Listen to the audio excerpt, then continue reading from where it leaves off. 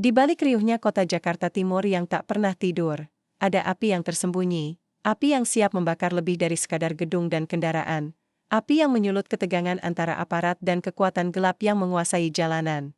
Saat aku, Alif, seorang babinsa yang berusaha menjaga kedamaian, tiba-tiba menjadi sasaran serangan brutal dari ormas pemuda Pancasila, aku tahu pertarungan ini bukan sekadar soal kekuasaan, melainkan tentang siapa yang berani menentang kegelapan yang mengancam jiwa dan masa depan.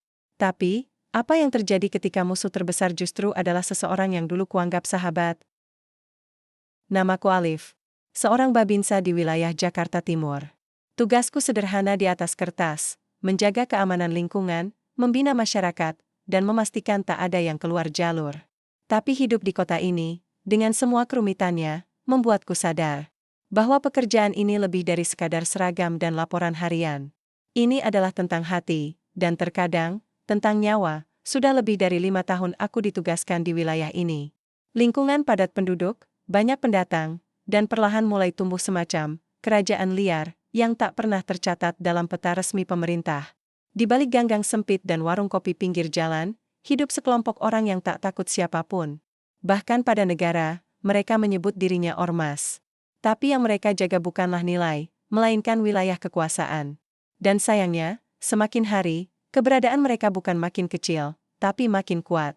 Mereka bisa memutus aliran air warga, menarik iuran suka-suka, bahkan mengatur siapa yang boleh buka usaha di lingkungan ini. Anehnya, sebagian warga justru merasa terlindungi. Malam itu, sekitar pukul 11 lewat, aku sedang berpatroli seorang diri. Biasanya aku ditemani oleh Pak Harun, ketua RT yang juga pensiunan polisi, tapi beliau sedang sakit. Jadi aku hanya ditemani suara langkah kakiku sendiri, bergema di jalanan sempit berubin kasar, langit mendung, aroma tanah basah terasa pekat, dan udara malam seperti menyimpan sesuatu yang tidak beres. Aku melewati warung Maksari, lampunya padam. Pintu digembok dari luar. Tak biasa. Biasanya warung itu buka sampai larut. Aku berjalan pelan, lampu senter kecil di tanganku menyapu sisi kanan jalan. Di tikungan berikutnya, aku melihat sesuatu yang membuat dadaku mengeras. Kaca etalase warung Pak Darto pecah berhamburan, dan pintunya terbuka lebar. Tidak ada tanda-tanda pencurian, hanya kerusakan. Seperti amarah yang tak tersalurkan. Astagfirullah. Gumamku, lalu mengambil ponsel untuk menghubungi kantor Koramil. Sebelum aku sempat menekan tombol panggil, suara langkah cepat terdengar dari belakang. Refleks, aku menoleh. Tapi yang kulihat bukan satu orang. 5, 6, 7 orang datang. Dari arah gang buntu. Mereka mengenakan jaket hitam dengan lambang kepala banteng di punggungnya. Beberapa membawa kayu, satu orang tampak mengantongi botol plastik berwarna gelap. Aku mengenali simbol itu. Ormas yang sudah lama jadi duri di wilayah ini. Tanpa basa-basi, satu dari mereka melangkah cepat ke arah motorku yang terparkir tak jauh dari warung. Botol itu disiramkan ke badan motor. Bau menyengat langsung menusuk hidung, oli bekas. "Hei," teriakku, terlambat, satu dari mereka sudah menyulut korek. Api kecil menari di ujung batang kayu. Jantungku berhenti sesaat. Aku berlari, menarik pentangan kecil dari saku samping. "Jangan main api di wilayah ini," suaraku bergetar marah, salah satu dari mereka tertawa. "Wilayah ini wilayah kita, Pak Tentara. Bukan lo yang ngatur. Lo pikir ini lelucon? Itu kendaraan dinas negara," bentakku, tapi nyaliku diuji. Mereka tak mundur, bahkan mendekat. 7 lawan 1. Aku tahu, satu gerakan salah bisa berakhir fatal. Api itu dilempar, tapi jatuh beberapa sentimeter dari motor. Tidak langsung membakar, tapi cukup memberi pesan. Mereka tidak sedang bermain-main. Mereka mengancam. Dan aku hanya sebatang tubuh. Dalam seragam hijau yang tak bisa bicara banyak ketika nyawa dipertaruhkan, aku mundur. Perlahan. Tapi mataku menghafal wajah-wajah mereka. Salah satu dari mereka, berkulit sawo matang, dengan tato samar di tangan kiri, menatapku dengan mata yang tidak asing. Ada rasa perih yang tiba-tiba menyusup. Tapi aku belum bisa percaya pada ingatanku. Mereka pergi dengan tertawa. Seperti habis menertawakan negara. Dan aku? Berdiri sendiri di tengah malam, di depan motor yang kini belepotan oli, dengan hati yang bergejolak antara marah dan bingung. Aku menelpon Dan Ramil. Laporan debut. Tapi seperti yang sudah-sudah, kasus akan berjalan lambat. Mereka terlalu licin, terlalu punya orang dalam. Bukti tak cukup, dan warga enggan bersaksi. Mereka takut, malam itu aku pulang dengan tubuh utuh tapi jiwa koyak. Istriku sudah tidur. Anakku tertidur di pangkuannya. Aku duduk di teras, menatap langit yang gelap. Kilat menyambar jauh di utara. Hujan sebentar lagi turun, tapi badai yang sesungguhnya baru saja dimulai. Sejak malam itu, aku mulai merasa bahwa seragam ini tak lagi membuatku kebal. Ketika motor dinas disiram oli dan nyaris dibakar di depan mataku, aku sadar, perlindungan yang dulu aku pikir otomatis datang karena aku aparat, hanyalah ilusi. Pagi harinya, motor itu sudah dibersihkan, tapi bau oli tetap melekat seperti sisa luka yang belum sembuh. Meskipun tubuhku tidak tersentuh, ada bagian dalam diriku yang seolah sobek. Aku tidak hanya marah, aku terhina. Mereka tidak sekadar mengancam. Mereka sedang mempermainkan simbol negara, dan yang lebih menyakitkan, mereka melakukannya tanpa rasa takut. Gimana kejadian semalam, Liv? Tanya Pak Harun saat aku duduk di pos RW pagi itu. Wajah beliau masih pucat, namun seperti biasa, matanya tajam, membaca setiap gerak-gerikku. Aku hanya menghela napas panjang. Mereka semakin berani, Pak. 7 orang. Lengkap dengan oli dan pemantik. Kalau aku telat 1 menit saja, motor itu pasti sudah hangus. Pak Harun mengangguk pelan, lalu bersandar ke sandaran kursi plastik yang sudah tua. Ormas sekarang bukan kayak dulu. Dulu mereka masih ngerti batas. Sekarang, yang mereka patuhi. Cuma uang dan pemimpin mereka yang licik itu. Dan kita, tanyaku lirih. Harus diam terus? Pak Harun menatapku lama. Kita ini ibarat air. Mereka API. Kalau kita salah bergerak, bukannya padam, malah makin menyebar. Aku menunduk. Kata-kata itu seperti tamparan. Tapi di dalam diriku, rasa sabar mulai kehilangan tempat. Aku mulai menyusun laporan internal, berisi catatan lengkap kejadian malam itu, wajah-wajah yang sempat kulihat, hingga petunjuk samar seperti tato di tangan salah satu pelaku. Tato itu terus membayangiku, garis-garis kasar bergambarkan tombak menyilang dengan huruf R di tengahnya. Dan entah kenapa, ingatanku seperti membawa kembali pada masa lalu. Ada seseorang yang dulu sering menggambar lambang yang mirip, saat kami duduk di lantai rumah, coret-coret di kertas buram, saling tukar cerita masa depan. Namanya Rizal, sahabat kecilku. Anak yatim yang tinggal di gang belakang. Kami besar bersama. Main layangan, bantu ibu jual gorengan, bahkan pernah sama-sama nyolong mangga dari halaman rumah Bu RT. Tapi setelah SMP, Rizal hilang. Katanya kabur dari rumah karena dianiaya pamannya. Sejak itu, tak ada kabar. Sampai tadi malam, samar-samar aku merasa mengenal sepasang mata itu. Denjen. Tapi dalam sore harinya, aku patroli lagi. Kali ini aku tidak sendiri. 2 anggota Linmas ikut bersamaku, meskipun hanya bermodal senter dan pentungan. Kami melewati gang-gang kecil yang terasa seperti lorong sempit penuh mata. Tidak ada suara, tapi ada tatapan curiga dari jendela yang setengah terbuka. Aku berhenti di depan bengkel tua di dekat jembatan kecil. Bengkel itu dikelola oleh seorang pria tua bernama Mang Dodi. Biasanya ramai, tapi hari itu sepi. Aku mengetuk pagar besi yang setengah karatan. Assalamualaikum. Tak ada jawaban, ku ketuk lagi. Masih sepi.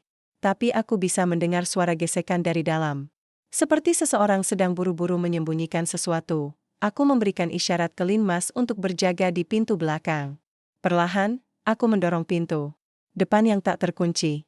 Di dalam, baunya menyengat, minyak, pelumas, dan sesuatu yang terbakar, dan di pojok ruangan, aku melihatnya. Sabotol Ali Bikas. Masih baru dibuka. Dan korek api, tergeletak di lantai. Siapa di sana? Tanyaku tegas, tiba-tiba, seseorang melompat dari balik lemari onderdil. Sosok pria muda dengan jaket hitam dan penutup kepala. Aku refleks menarik tongkat dan bersiap menyerang, tapi dia kabur lewat jendela belakang yang sudah dibuka. Aku mengejar. Teriakan nama Linmas di belakang. Kejar. Lewat gang kiri. Kami berlari melewati gang sempit. Pria itu lincah. Aku nyaris terjatuh saat menginjak selokan kecil. Dia melompat ke tembok, lalu hilang di antara deretan rumah padat, tapi sesuatu tertinggal, sebuah topi dengan bordiran kecil di bagian dalamnya, huruf R. Dan entah kenapa, darahku seperti berhenti mengalir. Rizal, aku pulang dengan tubuh basah keringat, tapi hatiku lebih berat dari sebelumnya. Jika benar itu dia, apa yang membuatnya terlibat? Apa yang membuatnya sampai pada titik menyiram oli ke motor temannya sendiri? Malam itu, aku duduk lama di kamar. Di samping tempat tidur, Anakku tertidur nyenyak, memeluk boneka kecil. Istriku mengusap lenganku. Kamu kelihatan capek banget, katanya lembut. Aku menatapnya, ingin cerita, tapi tak sanggup. Karena bagaimana? Aku bisa menjelaskan bahwa di luar sana, dunia sedang retak. Dan retakan itu dimulai dari wajah sahabatku sendiri. Bau oli masih tercium di pikiranku. Dan percikan api itu belum padam. Pagi itu aku berdiri lama di depan cermin, memandangi wajahku sendiri. Bukan karena ingin merapikan rambut atau memperbaiki keras seragam, tapi karena aku ingin mengenali siapa sebenarnya diriku sekarang. Apakah aku masih seorang babinsa yang bisa diandalkan? Atau hanya simbol kosong yang digerogoti oleh ketakutan dan keraguan? Aku membawa topi yang tertinggal semalam ke kantor Koramil. Dalam hati, aku tahu benda itu tidak akan dianggap bukti cukup kuat. Tapi aku tetap mencobanya. Aku ingin suara dan laporanku terdengar, meskipun hanya bergema di ruang yang sunyi. Ini, kau yakin milik salah satu pelaku? Tanya Pak Dan Ramil, sambil membolak-balik topi usang itu. Aku mengangguk. Saya yakin. Dia salah satu dari mereka. Saya melihatnya. Tato di tangan kirinya sama persis dengan yang saya ingat, dan saya kenal orang itu. Pak Dan Ramil mengangkat alis. Kinol? Aku menatap meja kayu di hadapanku. Teman kecil saya. Namanya Rizal. Hening. Suara kipas angin tua di pojok ruangan menjadi satu-satunya yang terdengar. Pak Dan Ramil bersandar, mengusap dagunya pelan. Kau tahu, Liv, tugas kita memang menjaga ketertiban. Tapi saat masalah menyangkut teman masa lalu, kau harus berhati-hati. Jangan sampai rasa pribadi mengaburkan profesionalitas. Aku mengangguk, meskipun dalam hati ingin berkata, justru karena aku kenal, aku tidak akan ragu bertindak. Setelah keluar dari kantor, aku berjalan menyusuri pasar kecil di sekitar kelurahan. Banyak wajah yang kutemui di sana, tapi hari ini ada Perbedaan. Tatapan orang-orang seperti penuh bisik yang tak terucap. Mereka menunduk saat aku lewat, menghindari kontak mata. Di warung kopi Bu Yuni, biasanya aku disuguhi teh panas dan celoteh ringan. Tapi hari itu, Bu Yuni hanya menyodorkan gelas dengan cepat lalu masuk ke dalam tanpa banyak bicara. Hatiku makin tak tenang, aku sadar, warga mulai takut. Bukan padaku, tapi pada sesuatu yang lebih besar. Sesuatu yang bersembunyi di balik kaos. Ormas dan suara toa yang terlalu sering menggelegar tiap malam. Sore itu, aku memutuskan untuk mengunjungi rumah lama Rizal. Letaknya di ujung gang, dekat sungai yang penuh sampah dan nyaris tak berair. Rumah itu dulu sempit tapi hangat. Ibunya, Bu Nur, sudah lama meninggal. Dan setelah itu, Rizal tinggal dengan pamannya yang dikenal keras. Kupandangi rumah reot itu dari balik pagar kayu. Dindingnya mengelupas, jendela ditutupi kain lusuh. Tak ada tanda kehidupan, tapi seorang anak kecil, sekitar 8 tahun, muncul dari samping rumah. Kakak siapa? Tanyanya polos. Aku berjongkok, mencoba tersenyum. Kakak dulu teman main Rizal. Kamu kenal Rizal? Anak itu mengangguk. Om Jal suka datang malam-malam, tapi gak pernah lama. Dia bilang jangan cerita ke siapa-siapa. Jantungku berdetak kencang. Dia pernah kasih kamu sesuatu? Anak itu mengangguk lagi, lalu berlari ke dalam rumah. Tak lama, dia kembali membawa sebuah buku kecil bersampul hitam. Aku menerimanya dengan tangan bergetar. Buku itu lusuh, penuh coretan. Tapi di halaman pertama, tertulis, kalau aku mati, biar Alif tahu aku tidak pernah lupa. Dada ini serasa dihantam palu. Aku buka halaman berikutnya. Ada coretan tangan Rizal, berisi catatan hariannya. Tentang bagaimana ia kabur dari rumah. Tentang malam-malam kelaparan. Tentang dipukuli saat mencoba kerja sebagai buruh cuci motor. Tentang pertemuannya dengan seseorang bernama Bang Rashid yang memberinya makan, lalu melatihnya. Ormas. Bukan tempatku, tapi cuma itu yang sisa. Coretan terakhir ditulis dengan tinta merah. Kalau kau menemukan ini, Liv, maafkan aku, atau hukum aku sekalian. Aku menutup buku itu perlahan, menatap anak kecil di hadapanku yang kini tersenyum lugu. Om Jal itu jahat ya, Kak? Tanyanya pelan. Aku tak bisa menjawab. Tenggorokanku seperti dicekik emosi. Yang kulihat bukan anak Castle. Tapi bayangan masa kecil kami, aku dan Rizal, berlari di lapangan tanah kosong, menendang bola plastik dan tertawa seolah dunia baik-baik saja. Saat kembali ke rumah malam itu, aku tak bisa tidur. Buku itu tergeletak di meja. Aku tahu, di balik coretan itu ada kebenaran yang lebih besar. Rizal bukan hanya anggota ormas. Ia korban. Tapi juga pelaku. Istriku duduk di sampingku, menggenggam tanganku. Apa kamu akan tangkap dia? Aku menoleh. Aku harus.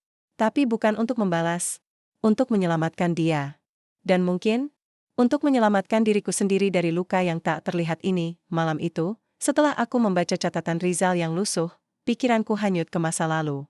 Kenangan yang dulu pernah membuatku tersenyum kini berubah jadi bayangan yang menghantui aku. Ingat ketika kami masih bocah, dua anak kampung yang tak punya banyak harta tapi penuh mimpi. Aku dan Rizal selalu bersama. Dari pagi sampai sore, kami berlari di jalanan berlumpur, bermain petak umpet di balik pagar rumah kosong, dan sesekali mencuri mangga dari kebun tetangga. Hidup kami sederhana, tapi bahagia, namun, segalanya berubah. Saat Rizal kehilangan ibunya, pamannya mengambil alih, tapi bukan sebagai pelindung, melainkan sebagai penindas. Aku pernah melihatnya memar-memar saat dia pulang ke rumah, tapi dia selalu menyembunyikannya. Katanya, kalau aku cerita, mereka akan makin marah. Aku merasa tidak berdaya saat itu. Tidak bisa berbuat apa-apa selain menyemangati dia dengan kata-kata kosong. Hingga suatu hari, Rizal menghilang tanpa kabar. Aku mencari kemana-mana, tapi tidak menemukan jejaknya. Sekarang, bayangannya muncul kembali di hadapanku sebagai sosok yang berbeda. Matanya yang dulu cerah kini penuh luka dan kekecewaan. Dia bukan lagi teman kecil yang kukenal, tapi bagian dari dunia kelam yang selama ini aku lawan. Aku mulai memahami bahwa keputusan Rizal bergabung dengan ormas bukan karena kejahatan semata, tapi karena terpaksa. Tekanan ekonomi, ancaman dari pemimpin ormas yang kejam, dan rasa kehilangan yang mendalam telah mengurungnya dalam lingkaran hitam itu. Ketika aku duduk di meja kerjaku, aku memikirkan pilihan yang harus kuambil. Menegakkan hukum dengan tegas, atau berusaha menyelamatkan teman lama dari jurang kehancuran? Keduanya berat dan penuh risiko. Aku sadar, perjalanan ini bukan hanya soal menjaga keamanan, tapi juga soal kemanusiaan. Tentang memutus rantai kekerasan yang telah lama membelenggu kehidupan kami. Dengan tekad yang menguat, aku mulai merancang langkah berikutnya. Mencari cara untuk membuka dialog, menggali lebih dalam, dan menemukan jalan keluar yang bisa membawa perubahan. Namun, di balik semua itu, aku tahu satu hal pasti, konflik yang kutakuti akan segera mencapai puncaknya. Dan aku harus siap menghadapi segala konsekuensinya. Hari-hari berikutnya berjalan dengan ritme yang sama, tetapi dalam hatiku terjadi pergolakan yang tak pernah kunyatakan kepada siapapun. Aku hidup di antara dua dunia, dunia resmi sebagai babinsa yang harus menegakkan hukum dan menjaga ketertiban, dan dunia gelap yang mulai kukenal lebih dalam melalui jejak-jejak masa lalu dan orang-orang yang pernah kukenal, terutama Rizal. Setiap pagi aku berpatroli, mengawasi lingkungan dengan penuh kewaspadaan. Tapi di setiap sudut jalan dan gang, aku menyadari ada pergerakan yang lebih besar dan lebih berbahaya daripada sekadar tawuran atau pengrusakan kecil. Ada kekuatan tersembunyi yang mengendalikan dan membentuk kehidupan warga. Dengan ancaman, ketakutan, dan intimidasi, aku mulai mencoba mendekati beberapa warga yang pernah kukenal lama. Namun, respon mereka selalu dingin, bahkan ada yang menghindar seolah takut mengobrol denganku. Liv, jangan ikut campur. Nanti repot, begitu. Mereka berbisik di belakangku. Aku tahu ketakutan mereka bukan tanpa alasan. Beberapa warga pernah jadi korban intimidasi, bahkan ada yang harus tutup usaha karena tak sanggup membayar iuran ormas yang menuntut perlindungan dengan harga mahal. Di saat yang sama, aku mencoba mencari informasi lebih banyak tentang Bang Rashid, sosok yang disebut Rizal dalam catatannya. Dia adalah pemimpin ormas itu, pria yang kejam dan licik, yang mengendalikan wilayah ini dengan tangan besi.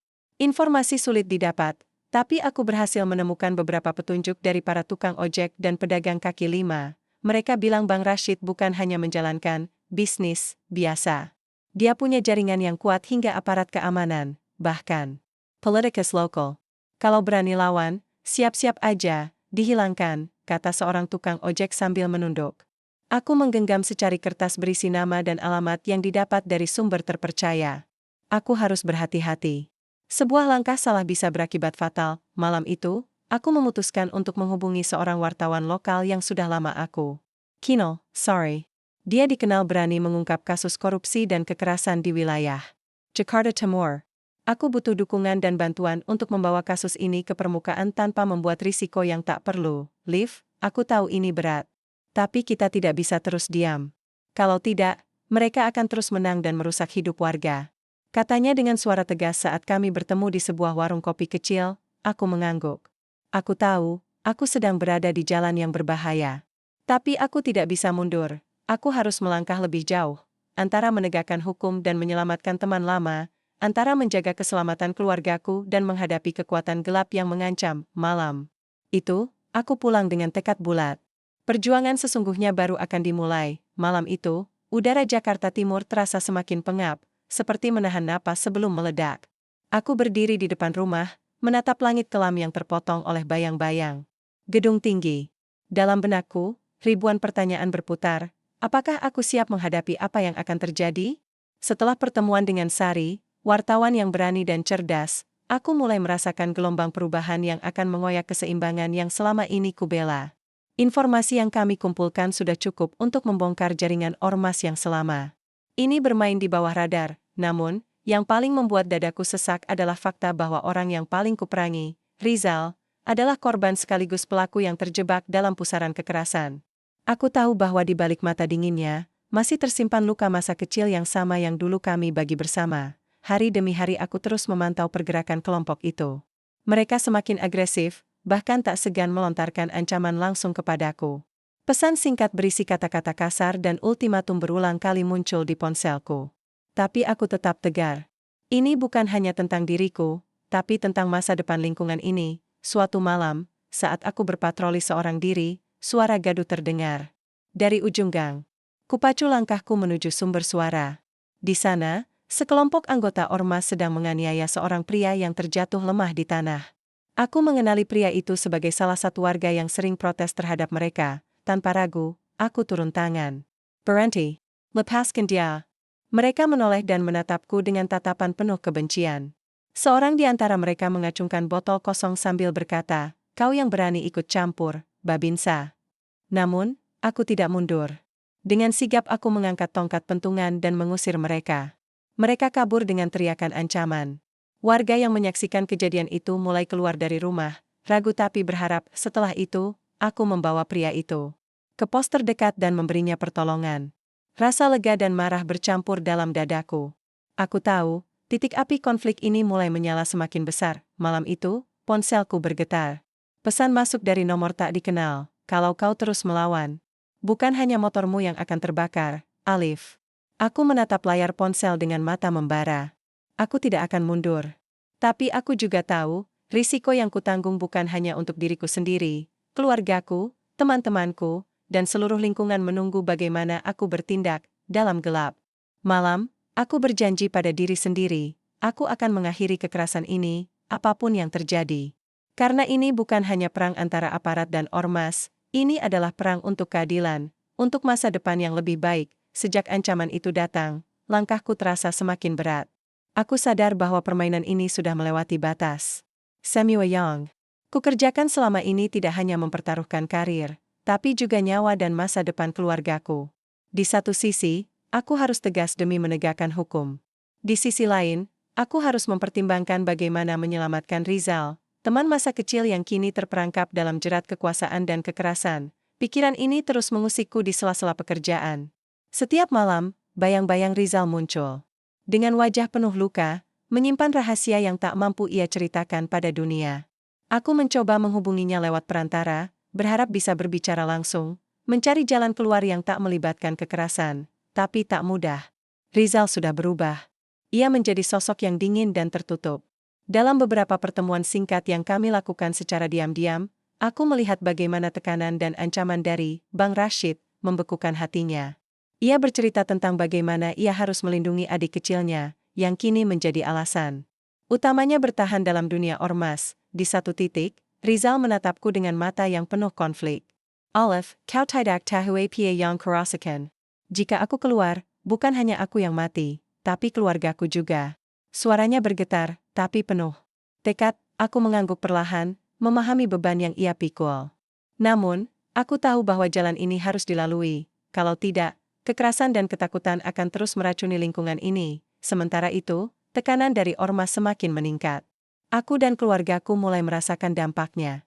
Motor kesayanganku yang sudah kubersihkan setiap minggu tiba-tiba hilang. Surat ancaman mulai bertebaran di pos jaga.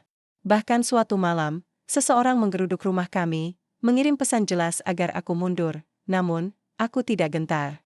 Istriku, meski takut, terus memberiku semangat. "Liv, kau bukan hanya penjaga keamanan, tapi juga penjaga harapan kami.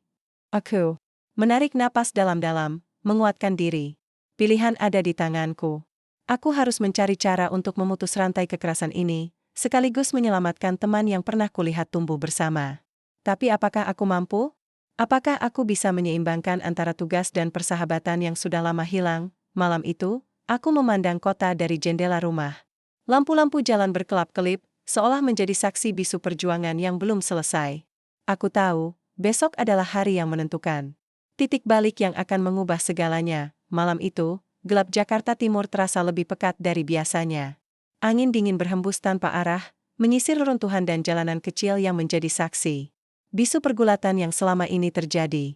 Aku berdiri di depan jendela ruang tamu, menatap keluar dengan pandangan kosong.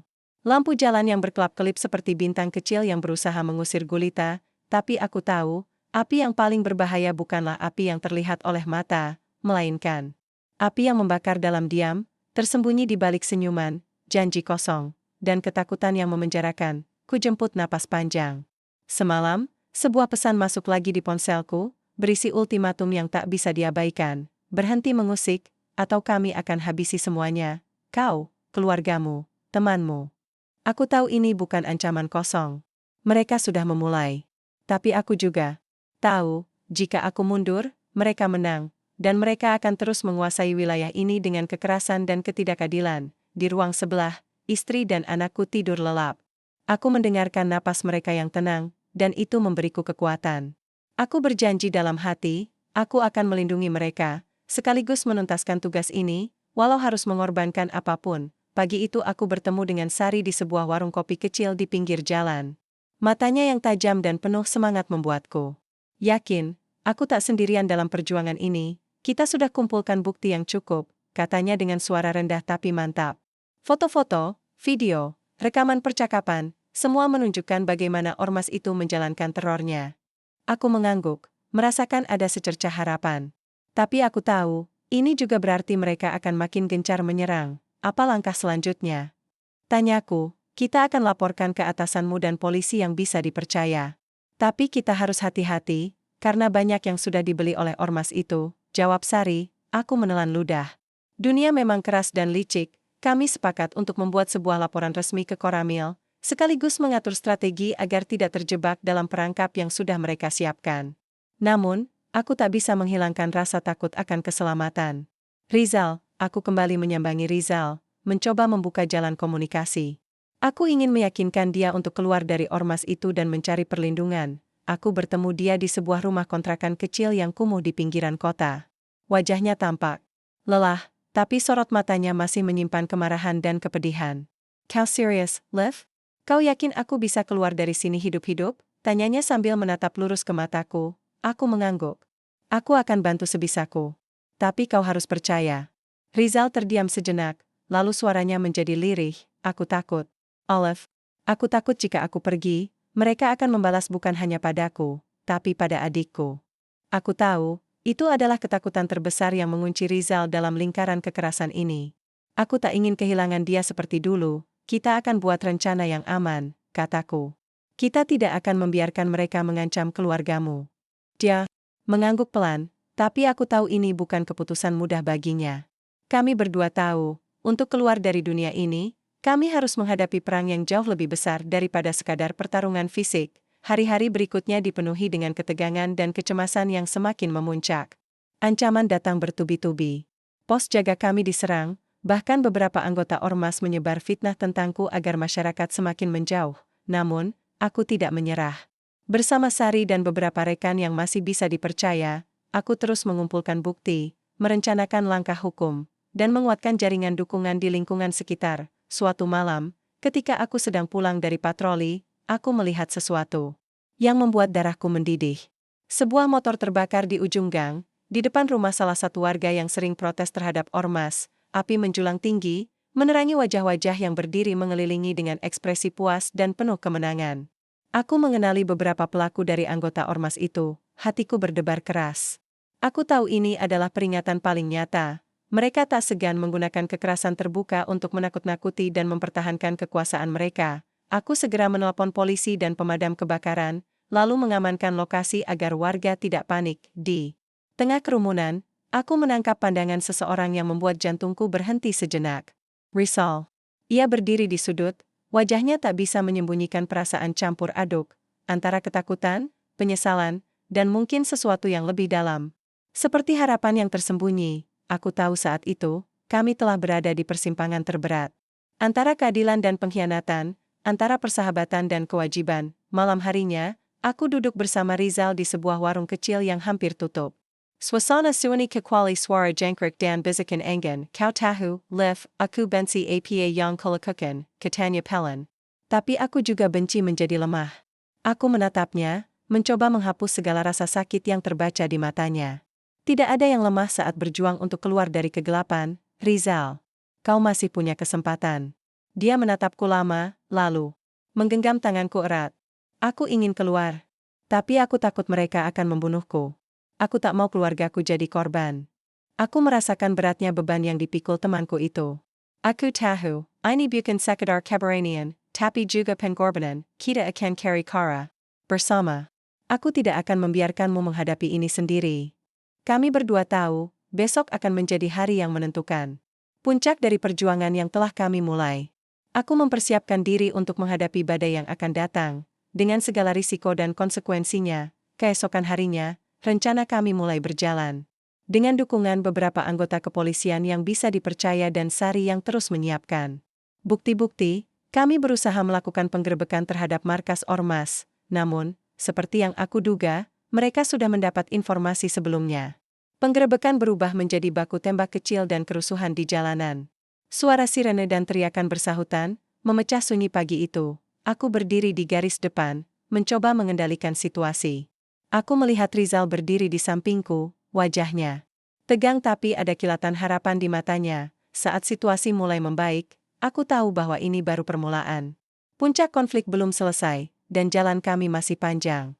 Tapi aku yakin, selama kami berdiri bersama, ada harapan untuk mengakhiri kegelapan ini. Malam tiba dengan kelelahan yang mendalam, tapi hatiku penuh dengan tekad. Aku tahu, keputusan yang aku buat di babak ini akan mengubah hidup kami selamanya. Antara harapan dan kehilangan, antara cinta dan pengkhianatan, antara hidup dan mati, API dalam sikap itu telah menyala. Dan aku harus memastikan, api itu tidak membakar kami, tapi membakar ketidakadilan dan kekerasan yang selama ini mengekang kami. Aku terbangun dengan kepala yang berat. Sisa-sisa adrenalin semalam masih terasa, meskipun tubuh sudah dipaksa beristirahat. Langit Jakarta Timur masih gelap, tapi suara kendaraan mulai ramai di jalanan.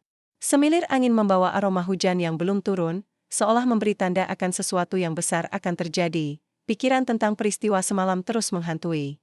Bentrokan antara aparat dan ormas itu membuat banyak korban, warga yang terluka, toko-toko yang hancur, dan tentunya, kepercayaan yang semakin terkoyak. Di tengah kekacauan itu, aku merasa seperti terjebak dalam pusaran yang tak berujung. Namun, yang paling menyakitkan adalah melihat Rizal, teman masa kecilku, terbaring di ranjang rumah sakit, wajahnya pucat dengan bekas luka dan lebam yang belum hilang. Ia bukan lagi sosok kuat yang kukenal, melainkan manusia yang rapuh dan terluka, terperangkap dalam dunia yang tak pernah ia pilih dengan sepenuh hati. Aku duduk di sampingnya, menahan rasa bersalah yang semakin dalam. Kenapa kau harus terjebak? Sampai sejauh ini, Rizal, bisikku pelan. Dia membuka mata, menatapku dengan pandangan yang penuh penyesalan. Aku tak punya pilihan, Alif. Saat kau pergi, aku hanya punya jalan itu. Aku tahu, kata-katanya bukan sekedar alasan. Ini adalah pengakuan dari hati yang sudah lelah, namun, aku juga tahu bahwa masa depan kami tidak bisa terus berjalan seperti ini. Ada harga yang harus dibayar, dan aku tak rela melihat lebih banyak nyawa hancur sia-sia. Hari-hari berikutnya aku fokus pada pemulihan Rizal dan memperkuat bukti-bukti yang kami punya. Aku bertemu dengan Sari dan beberapa anggota kepolisian yang masih memiliki integritas. Kami menyusun strategi untuk mengungkap jaringan ormas ini ke publik dan membawa mereka ke pengadilan, tapi tekanan datang bertubi-tubi. Ancaman terhadap keluargaku semakin nyata. Rumah kami pernah dilempari batu, dan aku menemukan kertas berisi kata-kata kasar di depan pintu. Namun, aku tahu, mundur bukan pilihan, aku juga mulai merasakan adanya pengkhianatan dari dalam. Siorang, rekan di Koramil yang kukira bisa dipercaya ternyata menjadi mata-mata ormas. Aku harus lebih berhati-hati. Dalam pertemuan rahasia dengan Sari dan beberapa tokoh masyarakat yang ingin perubahan, aku mengusulkan langkah yang lebih radikal, mengadakan aksi massa damai yang melibatkan warga untuk menekan ormas dan aparat yang korup agar bertindak tegas. Ini berbahaya, Liv, kata Sari. Tapi mungkin satu-satunya cara agar suara kita didengar. Aku mengangguk. Aku akan bertanggung jawab. Ini untuk masa depan anak-anak kita. Hari demi hari, kami menggalang dukungan. Warga mulai berani bicara, anak-anak muda tergerak untuk ikut serta. Semangat perlahan tumbuh, meski bayang-bayang ancaman tetap menyelimuti. Namun, di tengah gelombang harapan itu, aku menerima kabar buruk. Rizal tiba-tiba menghilang dari rumah sakit. Sari dan aku mencari kemana-mana, tapi tidak menemukan jejaknya. Pesan terakhir yang ia kirim padaku hanya sebuah kalimat singkat, aku harus pergi, demi mereka. Rasa khawatir dan marah bercampur menjadi satu. Aku tahu, jika ia kembali ke ormas, risikonya akan jauh lebih besar. Aku mulai menyelidiki sendiri, menggali petunjuk, dan akhirnya menemukan tempat persembunyiannya di sebuah gudang tua di pinggiran kota. Ketika aku tiba, suasana mencekam. Rizal tampak menunggu, wajahnya penuh luka dan kelelahan. Kau tak seharusnya datang ke sini, Alif, katanya. Aku tidak akan membiarkanmu terjebak sendirian. Kita harus keluar dari ini bersama, jawabku tegas. Dia menatapku lama, kemudian mengangguk pelan. Aku lelah, Liv. Aku ingin bebas. Kami merancang rencana pelarian dan perlindungan untuk Rizal dan keluarganya. Sari membantu menghubungkan dengan lembaga perlindungan saksi yang bisa memberi mereka tempat aman, namun, rencana itu tidak mudah. Ormas sudah mengetahui gerakan kami. Mereka mulai menebar teror lebih agresif. Suatu malam, saat aku sedang mengawal Rizal pulang ke rumah sakit untuk mengambil beberapa barang pribadi, kami disergap oleh sekelompok anggota ormas. Pertarungan sengit tidak terelakkan. Aku dan Rizal berusaha bertahan dengan segenap tenaga. Beberapa warga yang mendengar keributan segera melapor, dan akhirnya polisi datang mengamankan situasi. Namun, dalam kekacauan itu, Rizal terluka parah. Aku memanggulnya dan berlari menuju ambulans. Dalam perjalanan, matanya menatapku penuh makna. Terima kasih, Alif, kau sahabat sejati, bisiknya sebelum akhirnya kehilangan kesadaran. Di rumah sakit, aku duduk di bangku ruang tunggu dengan hati yang hancur. Berjuang di medan ini bukan hanya soal fisik, tapi juga jiwa. Aku merasakan betapa rapuhnya harapan dan betapa beratnya perjuangan ini. Namun, aku tahu aku tidak bisa menyerah. Untuk Rizal, untuk keluargaku, dan untuk seluruh warga yang berharap pada perubahan. Ketika dokter keluar dan memberi kabar bahwa Rizal stabil, aku menarik napas lega. Ini adalah titik balik yang kuharap menjadi awal kebangkitan. Keesokan harinya, aku dan Sari mengadakan konferensi pers. Dengan bukti kuat dan dukungan warga, kami mengungkap jaringan ormas itu ke publik. Media mulai meliput secara luas. Tekanan dari masyarakat dan lembaga hukum semakin besar, namun, musuh kami tidak tinggal diam. Mereka mulai melancarkan kampanye hitam, menebar fitnah dan mengancam balik dengan cara yang semakin licik. Aku merasa seperti berada di medan perang yang tak berujung. Tapi aku tahu, selama aku memegang prinsip, selama ada keadilan yang ingin kubawa, aku harus terus maju. Malam itu, aku duduk di depan meja kerja, menatap foto lama aku dan Rizal. Teman kecilku yang dulu penuh tawa dan mimpi kini menjadi simbol pertarungan antara kegelapan dan cahaya dalam hidupku. Aku berjanji pada diri sendiri, tidak peduli apapun yang terjadi, aku akan terus berjuang. Karena dalam luka dan air mata ini, ada harapan yang tak boleh padam. Hari-hari terakhir ini terasa seperti badai yang terus menghempas, tak memberiku ruang untuk bernapas. Tekanan dari ormas, ancaman kepada keluargaku, dan perjuangan untuk membawa Catalan seperti API yang membakar tulang. Namun, di dalam hati, aku tahu ini adalah ujian terbesar yang harus kuhadapi. Rizal sudah mulai pulih. Meski bekas luka fisik mulai menghilang, trauma yang menggerogoti jiwanya tidak mudah untuk sembuh. Aku sering duduk di sampingnya, mendengarkan cerita-cerita kecil dari masa lalu, mencoba mengembalikan sedikit kebahagiaan yang pernah kami miliki bersama. Suatu sore, di ruang rumah sakit yang sunyi, dia menatapku dengan mata penuh harap. Alif, kau membuatku percaya bahwa aku bisa berubah. Bahwa ada hidup lain di luar kegelapan itu. Aku tersenyum, menepuk bahunya lembut. Kita semua punya kesempatan kedua, Rizal. Aku di sini untuk memastikan kau memanfaatkannya. Dengan bukti kuat yang kami kumpulkan, plus dukungan masyarakat yang kian membesar, akhirnya pihak kepolisian bertindak tegas. Beberapa tokoh ormas yang menjadi biang kerusuhan ditangkap. Media menyebarkan kisah kami, membuka mata publik akan sisi gelap yang selama ini tersembunyi. Namun, kemenangan ini bukan tanpa harga. Beberapa rekan kami di Koramil dan kepolisian harus menghadapi intimidasi dan ancaman. Bahkan, aku mendapat informasi bahwa pemimpin Ormas, Bang Rashid, masih bersembunyi, merencanakan balas dendam. Aku tahu, pertempuran ini belum berakhir. Tapi aku juga tahu, kami sudah menyalakan api perubahan yang tak bisa dipadamkan begitu saja. Hari-hari berlalu. Dengan penuh kewaspadaan, aku dan Rizal mulai membangun kembali kehidupan kami. Aku kembali menjalankan tugas sebagai Babinsa, tapi dengan perspektif baru, lebih berani, lebih peduli, dan lebih mengerti akan perjuangan manusia yang terjebak di dalamnya. Rizal mulai mengikuti program rehabilitasi dan pelatihan kerja yang difasilitasi oleh komunitas dan lembaga sosial. Perlahan, ia menemukan kembali semangat hidupnya yang sempat hilang. Suatu sore, kami berjalan bersama di taman kecil dekat rumah. Anak-anak bermain, para orang tua bercengkerama, dan suasana damai menyelimuti. Aku menatap Rizal yang tersenyum, tanpa beban. Kau lihat, Rizal? Ini yang kita perjuangkan. Kedamaian yang sederhana, tapi berharga. Dia mengangguk. Aku berterima kasih padamu, Liv. Karena kau tidak pernah menyerah padaku. Aku menepuk bahunya. Kita berjuang bersama, kawan. Ini baru permulaan. Naaman.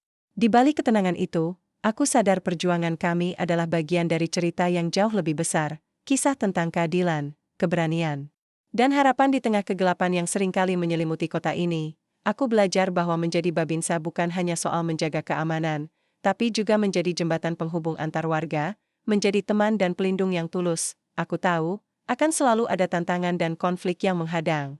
Tapi aku yakin, selama ada manusia yang berani berdiri, ada cahaya yang akan menerangi jalan menuju masa depan yang lebih baik. Malam terakhir sebelum aku menulis catatan ini, aku berdiri di balkon rumah, menatap bintang-bintang yang bertaburan di langit Jakarta Timur.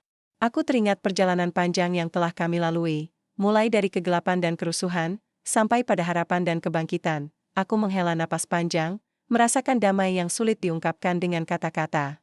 Perjalanan ini belum selesai, tapi aku yakin, setiap langkah yang kami ambil telah menggoreskan perubahan. Dalam hati aku berdoa agar keadilan dan kedamaian terus tumbuh, mengalahkan kebencian dan kekerasan, dan aku tahu, aku tidak sendiri.